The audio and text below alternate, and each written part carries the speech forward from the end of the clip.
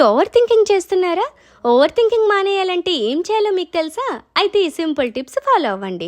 మనం over thinking చేయడం వల్ల ఎవ్వరికీ ఇబ్బంది కాదండి. మన ఆలోచనలు మనకే ఇబ్బందినిస్తాయి.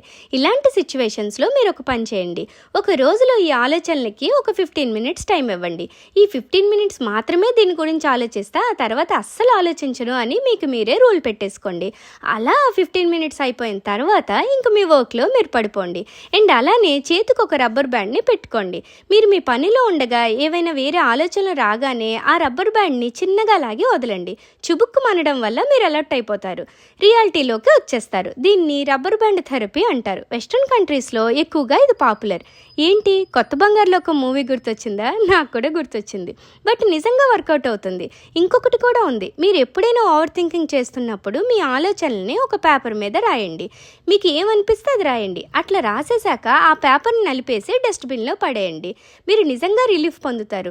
అండ్ మీకు దేవుడి మీద నమ్మకం ఉంటే ఈ ఓవర్ థింకింగ్ నుండి బయటపడడం చాలా ఈజీ. ఎందుకంటే మన మైండ్లోకి వచ్చే భయాలు, బాధలు అండ్ ప్రశ్నలు మనల్ని ఉక్కిరిబిక్కిరి చేయడమే కదా ఓవర్ థింకింగ్ అంటే.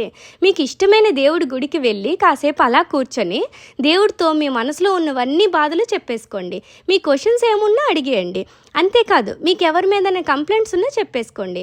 ఆయన నుండి మనకు ఆన్సర్ రాకపోవచ్చు, బట్ ఒక డివైన్ ఎనర్జీని ఫీల్ అవుతాం. ఆయన మన మాటలు తప్పకుండా వింటున్నారు, మనల్ని అర్థం చేసుకుంటారన్న తృప్తితో బయటికి వస్తాం.